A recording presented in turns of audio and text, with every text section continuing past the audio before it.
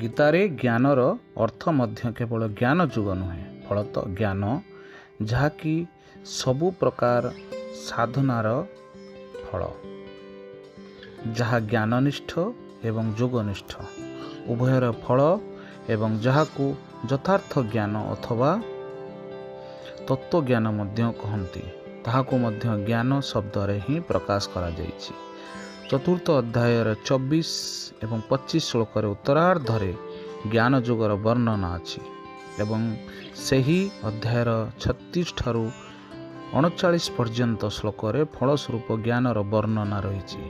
ଏହି ପ୍ରକାରେ ଅନ୍ୟ ସ୍ଥାନରେ ମଧ୍ୟ ଜ୍ଞାନର ଅର୍ଥ ପ୍ରସଙ୍ଗ ଅନୁସାରେ ବୁଝିନେବା ଉଚିତ। ବର୍ତ୍ତମାନ ସାଂଖ୍ୟନିଷ୍ଠ ଏବଂ ଯୋଗନିଷ୍ଠର ସ୍ୱରୂପ କ'ଣ, ସେ ଦୁଇଟି ମଧ୍ୟରେ ପାର୍ଥକ୍ୟ କ'ଣ ଏବଂ ସେ ଦୁଇଟି ମଧ୍ୟରେ କେତେ ଏବଂ କି ପ୍ରକାର ଅବାନ୍ତର ଭେଦ ରହିଛି, ତାହା ଉକ୍ତ ଦୁଇ ନିଷ୍ଠା ସ୍ୱତନ୍ତ୍ର ନା ପରସ୍ପର ସାପେକ୍ଷ, ସେହି ଦୁଇ ନିଷ୍ଠାର ଅଧିକାରୀ କିଏ ଇତ୍ୟାଦି ବିଷୟ ଉପରେ ସଂକ୍ଷେପରେ ବିଚାର କରାଯାଉଛି। ସାଂଖ୍ୟନିଷ୍ଠ ଓ ଯୋଗନିଷ୍ଠାର ସ୍ୱରୂପ। ପ୍ରଥମେ ସମସ୍ତ ପଦାର୍ଥ ମୃଗ ତୃଷ୍ଣାର ଜଳ ପରି ବା ସ୍ୱପ୍ନର ସୃଷ୍ଟି ପରି ମାୟାମୟ ହୋଇଥିବାରୁ ମାୟାର କାର୍ଯ୍ୟରୂପ ଗୁଣମାନେ ହିଁ ଗୁଣରେ ପ୍ରବୃତ୍ତ ହୁଅନ୍ତି। ଏହା ଜାଣି ମନ, ଇନ୍ଦ୍ରିୟ ଏବଂ ଶରୀର ଦ୍ୱାରା ହେଉଥିବା ସମସ୍ତ କର୍ମରେ କର୍ତ୍ତାପଣରୁ ଅଭିମାନ ରହିତ ହୋଇଯିବା ଏବଂ ସର୍ବବ୍ୟାପୀ ସଚ୍ଚିଦାନନ୍ଦ ଘନ ପରମାତ୍ମାଙ୍କ ସ୍ୱରୂପରେ ଏକାନ୍ତ ଭାବରେ ନିତ୍ୟ ସ୍ଥିତ ହୋଇ ରହି ଏକ ସଚ୍ଚିଦାନନ୍ଦ ଘନ ବାସୁଦେବଙ୍କ ବ୍ୟତୀତ ଅନ୍ୟ କାହାର ବି ଅସ୍ତିତ୍ୱ ଭାବନା ନ ରଖିବା ନାମ ସାଂଖ୍ୟନିଷ୍ଠ। ଏହାର ଅନ୍ୟ ନାମ ଜ୍ଞାନ ଯୁଗ ଓ କର୍ମ ସନ୍ନ୍ୟାସ ମଧ୍ୟ। ଦ୍ୱିତୀୟତଃ ସବୁକିଛି ଭଗବାନଙ୍କର ବୋଲି ଭାବି ସିଦ୍ଧି ଅସିଦ୍ଧି ସମଭାବ ରଖି ଆସକ୍ତି ଓ ଫଳକାଂକ୍ଷା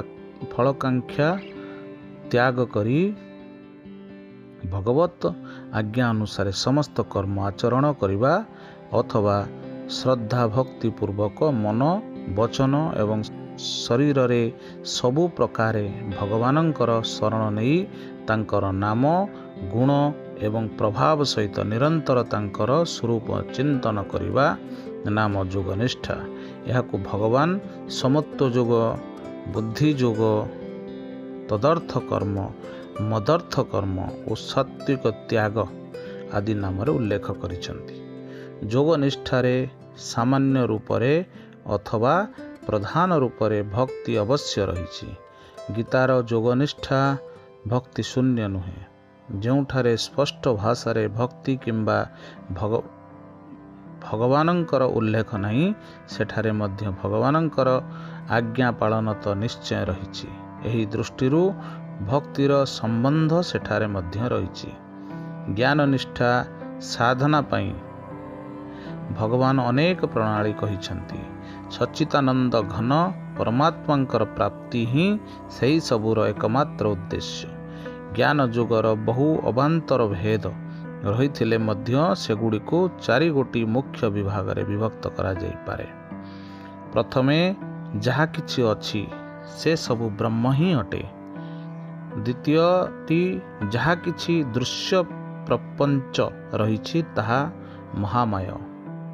ବାସ୍ତବରେ ଏକମାତ୍ର ସଚ୍ଚିଦାନନ୍ଦ ଘନ ବ୍ରହ୍ମଙ୍କ ବ୍ୟତୀତ ଆଉ କିଛି ହିଁ ନାହିଁ। ତୃତୀୟଟି ହେଲା ଯାହା କିଛି ପ୍ରତୀତ ହେଉଛି ସେସବୁ ମୋର ହିଁ ସ୍ୱରୂପ, ମୁଁ ହିଁ ଅଟେ। ଚତୁର୍ଥଟି ହେଲା ଯାହା କିଛି ପ୍ରତୀତ ହେଉଛି ତାହା ମାୟାମୟ, ଅନିତ୍ୟ, ବାସ୍ତବରେ କିଛି ହିଁ ନାହିଁ, କେବଳ ଏକ ନିତ୍ୟ ଚେତନ ଆତ୍ମା ହିଁ ଅଛି।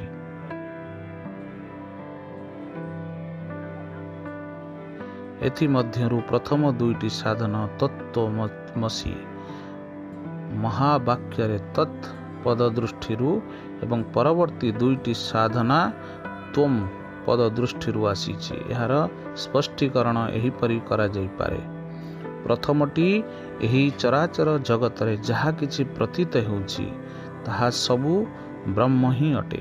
କୌଣସି ବସ୍ତୁ ଏକମାତ୍ର ସଚ୍ଚିଦାନନ୍ଦ ଘନ ପରମାତ୍ମାଙ୍କ ଠାରୁ ଭିନ୍ନ ନୁହେଁ। କର୍ମ ସାଧନା ଏବଂ ଉପକରଣ ତଥା ସ୍ୱୟଂ କର୍ତ୍ତା ସବୁକିଛି ବ୍ରହ୍ମ। ସମୁଦ୍ରରେ ପଡ଼ିଥିବା ବରଫଖଣ୍ଡର ବାହାରେ ଓ ଭିତରେ ସର୍ବତ୍ର ଯେପରି କେବଳ ଜଳ ହିଁ ଥାଏ ଏବଂ ସେହି ବରଫଖଣ୍ଡ ମଧ୍ୟ ଜଳ ରୂପ ହୋଇଥାଏ, ସେହିପରି ସମସ୍ତ ଚରାଚର ଭୂତଙ୍କ ବାହାରେ ଓ ଭିତରେ ସର୍ବତ୍ର ଏକମାତ୍ର ପରମାତ୍ମା ହିଁ ପରିପୂର୍ଣ୍ଣ ହୋଇଛନ୍ତି ଏବଂ ସମସ୍ତ ଭୂତଙ୍କ ରୂପରେ ବି ସେ ହିଁ ଅଛନ୍ତି। ଦ୍ୱିତୀୟଟି ହେଲା, ଯାହା କିଛି ଦୃଶ୍ୟ ବର୍ଗ ଅଛି ତାହାକୁ ମାୟାମୟ, କ୍ଷଣିକ ଏବଂ ନାଶବାନ ବୋଲି ବୁଝି ସେସବୁର ଅଭାବ କରିଦେଇ କେବଳ ସେହି ସବୁର ଅଧିଷ୍ଠାନ ସ୍ୱରୂପ ଏକମାତ୍ର ସଚ୍ଚିଦାନନ୍ଦ ଘନ ପରମାତ୍ମା ହିଁ ଅଛନ୍ତି ଏବଂ ଅନ୍ୟ କିଛି ନାହିଁ ବୋଲି ବୁଝି ମନ ଓ ବୁଦ୍ଧିକୁ ମଧ୍ୟ ବ୍ରହ୍ମରେ ଏକାକାର କରିବାକୁ ପଡ଼ିବ ଏବଂ ପରମାତ୍ମାଙ୍କ ଠାରେ ଏକି ଭାବରେ ସ୍ଥିତ ହୋଇ ଅପରୋକ୍ଷ ଜ୍ଞାନ ଦ୍ୱାରା ତାଙ୍କ ସହିତ ଏକ ହୋଇଯିବାକୁ ପଡ଼ିବ। ତୃତୀୟ ହେଲା, ଚର ଅଚର ସବୁ ବ୍ରହ୍ମ ଏବଂ ସେହି ବ୍ରହ୍ମ ହେଉଛି ମୁଁ, ତେଣୁ ସବୁ ମୋର ହିଁ ସ୍ୱରୂପ।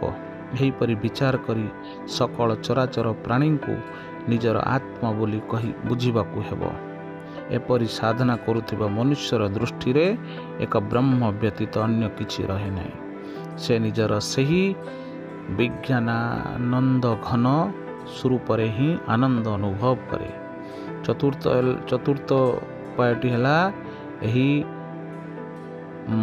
ମାୟାମୟ ତ୍ରିଗୁଣର କାର୍ଯ୍ୟରୂପୀ ଯେଉଁ ଦୃଶ୍ୟବର୍ଗ ରହିଛି ତାହାକୁ ଏବଂ ତାହାଦ୍ୱାରା ହେଉଥିବା ସମସ୍ତ କ୍ରିୟାକୁ ନିଜଠାରୁ ପୃଥକ, ବିନାଶଶୀଳ ଏବଂ ଅନିତ୍ୟ ବୋଲି ବୁଝିବା ତଥା ଏସବୁର ଅତ୍ୟନ୍ତ ଭାବ କରିଦେଇ କେବଳ ଭାବ ରୂପକ ଆତ୍ମାର ସତ୍ତା ହିଁ ଅନୁଭବ କରିବାକୁ ହେବ। ଏହିପରି ସ୍ଥିତି ପ୍ରାପ୍ତି କରିବା ପାଇଁ ଭଗବାନ ଗୀତାରେ ବହୁ ଯୁକ୍ତି ଦେଇ ସାଧକମାନଙ୍କୁ ସ୍ଥାନେ ସ୍ଥାନେ ବୁଝାଇଛନ୍ତି ଯେ ଆତ୍ମା ଦ୍ରଷ୍ଟା, ସାକ୍ଷୀ, ଚେତନ ଓ ନିତ୍ୟ ଏବଂ ପ୍ରତୀତ ହେଉଥିବା ଦେହାଦି ଜଡ଼ ଦୃଶ୍ୟ ବର୍ଗ ଅନିତ୍ୟ ହୋଇଥିବାରୁ ଅସତ୍, କେବଳ ଆତ୍ମା ହିଁ ସତ୍। ଏହି କଥାକୁ ସ୍ପଷ୍ଟ କରିବା ପାଇଁ ଭଗବାନ ଦ୍ୱିତୀୟ ଅଧ୍ୟାୟର 11 ଶ୍ଲୋକ ଠାରୁ 30 ଶ୍ଲୋକ ପର୍ଯ୍ୟନ୍ତ ନିତ୍ୟ, ଶୁଦ୍ଧ, ବୁଦ୍ଧ, ନିରାକାର, ନିର୍ବିକାର, ଅକ୍ରିୟ, ଗୁଣାତୀତ ଆତ୍ମାର ସ୍ୱରୂପ ବର୍ଣ୍ଣନା କରିଛନ୍ତି। ଆତ୍ମାର ସ୍ୱରୂପ ଏପରି ବୋଲି ମାନି ଅଭେଦ ଭାବରେ ସାଧନା କଲେ ସାଧକମାନଙ୍କୁ ଆତ୍ମାର ସାକ୍ଷାତ ମିଳିଥାଏ। ଯାହା କିଛି ଚେଷ୍ଟା ହେଉଛି ତାହା କେବଳ ଗୁଣମାନଙ୍କ ଠାରେ ହିଁ ହେଉଛି। ସେଥିରେ ଆତ୍ମାର କୌଣସି ସମ୍ବନ୍ଧ ନାହିଁ। ସେ କିଛି କରେ ନାହିଁ କି କରାଏ ନାହିଁ। ଏପରି ବୁଝି ନିତ୍ୟ ଚିରନ୍ତର ସେ ନିଜ ଭିତରେ ଅତ୍ୟନ୍ତ ଆନନ୍ଦ ଅନୁଭବ କରେ। ଜ୍ଞାନ ଯୁଗର ଉପରୋକ୍ତ ଚାରି ସାଧନା ମଧ୍ୟରୁ ପ୍ରଥମ ଦୁଇଟି ସାଧନା ବ୍ରହ୍ମ ଉପାସନା ସହିତ ସମ୍ପୃକ୍ତ ଏବଂ ତୃତୀୟ ଏବଂ ଚତୁର୍ଥ ସାଧନା ଅହଂଗ୍ରହ ଉପାସନା ସହିତ ସମ୍ପୃକ୍ତ। ବର୍ତ୍ତମାନ ପ୍ରଶ୍ନ ହେଉଛି, ଉପରୋକ୍ତ ଚାରୋଟି ସାଧନା ବ୍ୟୁତ୍ଥାନ ଅବସ୍ଥାରେ କରିବା ଉଚିତ ନା ଧ୍ୟାନ ଅବସ୍ଥାରେ କରିବା ଉଚିତ ନା ଏହା ଉଭୟ ଅବସ୍ଥାରେ କରାଯାଇପାରେ?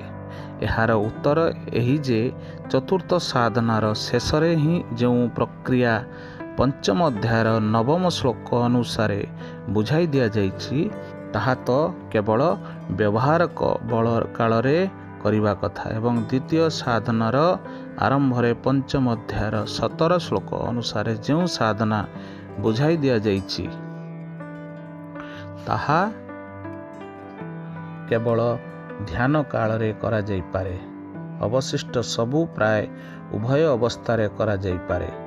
ଏଠାରେ କେହି ପଚାରିପାରନ୍ତି, ବାସୁଦେବ ସର୍ବମିତି ଅର୍ଥାତ୍ ଯାହା କିଛି ଦେଖାଯାଉଛି ତାହା ବାସୁଦେବଙ୍କର ସ୍ୱରୂପ ତଥା ସର୍ବଭୂତ ସ୍ଥିତଂ ଯୋ ମାଂ ଭଜତ୍ୱ କତ୍ୱମା ସ୍ଥିତଃ, ଅର୍ଥାତ୍ ଯେଉଁ ପୁରୁଷ ଏକି ଭାବରେ ସ୍ଥିତ ହୋଇ ସମସ୍ତ ଭୂତରେ ଆତ୍ମରୂପରେ ସ୍ଥିତ ମୋତେ ଅର୍ଥାତ୍ ସମସ୍ତ ସଚ୍ଚିଦାନନ୍ଦ ଘନ ବାସୁଦେବଙ୍କୁ ଭଜନ କରନ୍ତି। ଏହି ବିଷୟଟି ପ୍ରଥମ ସାଧନାରେ କାହିଁକି ଉଲ୍ଲେଖ କରାନଗଲା? ଏହାର ଉତ୍ତର ଏହି ଯେ ଏହି ଦୁଇ ଶ୍ଲୋକ ଭକ୍ତି ପ୍ରସଙ୍ଗରେ ଆସିଛି ଏବଂ ଉଭୟରେ ପରମାତ୍ମାଙ୍କୁ ପ୍ରାପ୍ତ ହୋଇଥିବା ପୁରୁଷଙ୍କର ବର୍ଣ୍ଣନା ରହିଛି। ତେଣୁ ଏହାର ଉଲ୍ଲେଖ ଏହି ପ୍ରସଙ୍ଗରେ କରାଯାଇନାହିଁ। କିନ୍ତୁ ଯଦି କେହି ଏହାକୁ ଜ୍ଞାନ ପ୍ରସଙ୍ଗରେ ନେଇ ଏହା ଅନୁସାରେ ସାଧନା କରିବାକୁ ଚାହାନ୍ତି ତେବେ ସେ କରିପାରନ୍ତି। ଏପରି କରିବାର କୌଣସି ଆପତ୍ତି ନାହିଁ। ସାଂଖ୍ୟନିଷ୍ଠାକୁ ଯେପରି ଉଲ୍ଲିଖିତ ରୂପରେ 4 ଭାଗରେ ବିଭକ୍ତ କରାଯାଇଛି, ଯୋଗ ନିଷ୍ଠାକୁ ସେହିପରି ତିନି ଗୋଟି ମୁଖ୍ୟ ବିଭାଗରେ ବିଭକ୍ତ କରାଯାଇଛି। ପ୍ରଥମଟି ହେଲା କର୍ମ ପ୍ରଧାନ କର୍ମଯୋଗ, ଦ୍ୱିତୀୟଟି ହେଲା ଭକ୍ତି ମିଶ୍ରିତ କର୍ମଯୋଗ, ତୃତୀୟଟି ହେଲା ଭକ୍ତି ପ୍ରଧାନ କର୍ମଯୋଗ। ଚାଲନ୍ତୁ ଆମେ ପ୍ରଥମଟିକୁ ବ୍ୟାଖ୍ୟା କରିବା। କର୍ମ ପ୍ରଧାନ କର୍ମଯୋଗ ସମସ୍ତ କର୍ମରେ ଓ ସାଂସାରିକ ପଦାର୍ଥରେ ଫଳ ଓ ଆସକ୍ତି ସର୍ବଥା ତ୍ୟାଗ କରି ନିଜର ବର୍ଣ୍ଣାଶ୍ରମାନୁସାରେ ଶାସ୍ତ୍ର ବିହିତ କର୍ମ କରି ରହିବା ହିଁ କର୍ମ ପ୍ରଧାନ କର୍ମଯୋଗ। ଏହି ଉପଦେଶରେ କେତୋଟି ସ୍ଥାନରେ ଭଗବାନ ଫଳତ୍ୟାଗ କଥା କହିଛନ୍ତି, ଅନ୍ୟ କେତୋଟି ସ୍ଥାନରେ କେବଳ ଆସକ୍ତି ତ୍ୟାଗ କଥା କହିଛନ୍ତି ଓ ଅନ୍ୟ କେତେକ ସ୍ଥାନରେ ଫଳ ଓ ଆସକ୍ତି ଉଭୟ ତ୍ୟାଗ କରିବା କଥା କହିଛନ୍ତି। ଯେଉଁଠାରେ ଫଳ ତ୍ୟାଗ କଥା କୁହାଯାଇଛି ସେଠାରେ ତାହା ସହିତ ଆସକ୍ତି ତ୍ୟାଗ କଥା କୁହାଯାଇଛି ବୋଲି ବୁଝି ନେବାକୁ ହେବ ଏବଂ ଯେଉଁଠାରେ କେବଳ ଆସକ୍ତି ତ୍ୟାଗ କଥା କୁହାଯାଇଛି ସେଠାରେ ଫଳ ତ୍ୟାଗ କଥା କୁହାଯାଇଛି ବୋଲି ବୁଝି ନେବାକୁ ହେବ। ଯେତେବେଳେ ଫଳ ଓ ଆସକ୍ତି ଉଭୟ ତ୍ୟାଗ କଥା ହୁଏ ସେତେବେଳେ କର୍ମ ଯୋଗ ସାଧନା ବାସ୍ତବରେ ପୂର୍ଣ୍ଣ ହୁଏ।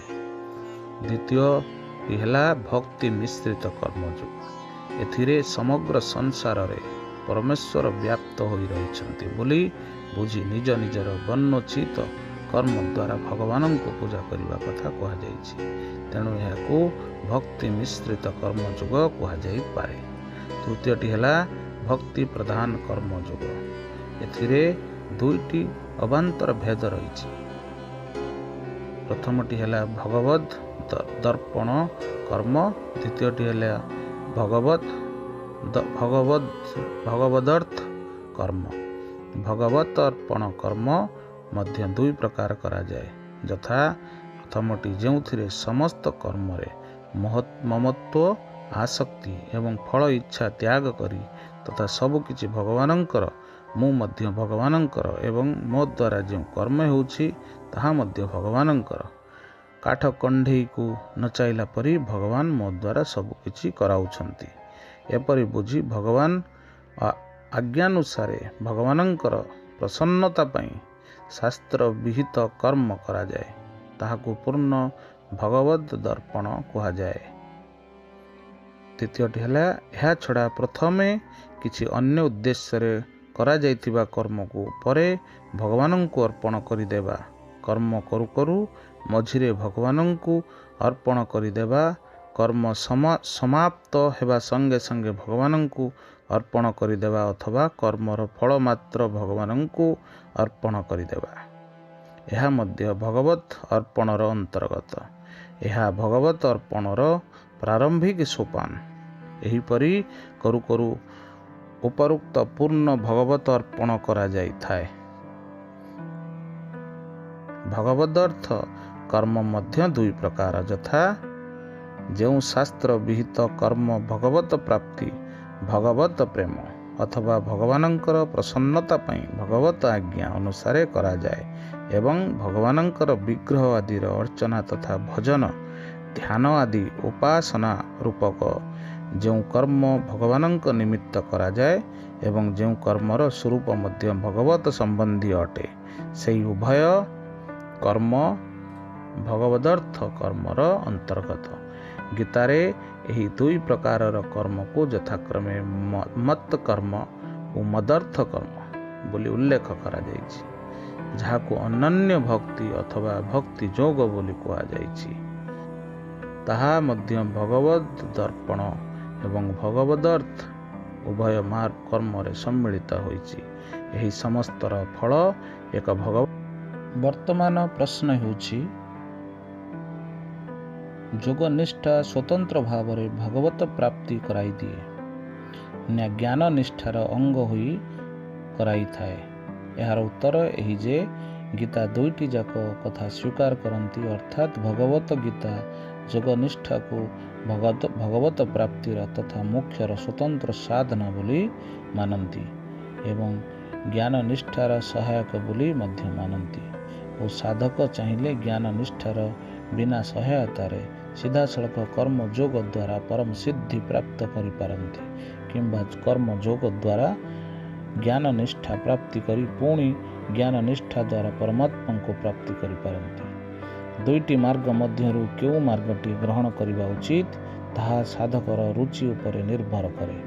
ଭଗବାନ ସ୍ପଷ୍ଟ ଶବ୍ଦରେ କହିଛନ୍ତି ଯେ ଯୋଗନିଷ୍ଠା ସ୍ୱତନ୍ତ୍ର ସାଧନା ଭଗବାନଙ୍କ ଠାରେ ଚିତ୍ତ ଲଗାଇ ଭଗବାନଙ୍କ ପାଇଁ କର୍ମ କରୁଥିବା ସାଧକକୁ ଭଗବାନଙ୍କ କୃପାରୁ ଭଗବାନ ଯେ ମିଳିପାରନ୍ତି, ଭଗବାନ ତାହା ବି ସ୍ଥାନେ ସ୍ଥାନେ କହିଛନ୍ତି। ଏହିପରି ନିଷ୍କାମ କର୍ମ ଏବଂ ଉପାସନା ଉଭୟ ଜ୍ଞାନ ନିଷ୍ଠାର ଅଙ୍ଗ ମଧ୍ୟ ହୋଇପାରନ୍ତି, କିନ୍ତୁ ଜ୍ଞାନ ଯୋଗରେ ଅଭେଦ ଉପାସନା ଅଛି।